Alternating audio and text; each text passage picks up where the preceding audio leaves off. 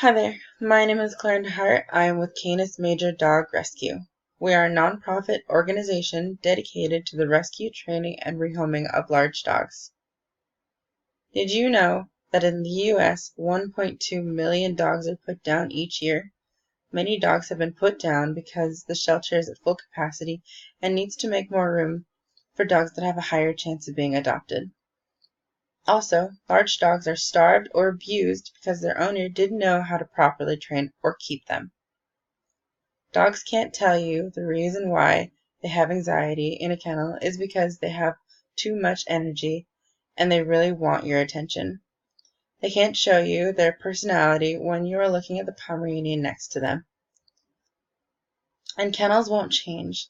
They can't see how the way dogs are being kept as part of the problem for why the dogs aren't being adopted. Each dog has a personality that will show with proper encouragement. A positive place makes a positive dog. So donate today to help us fight for the large dogs passed over in shelters every day.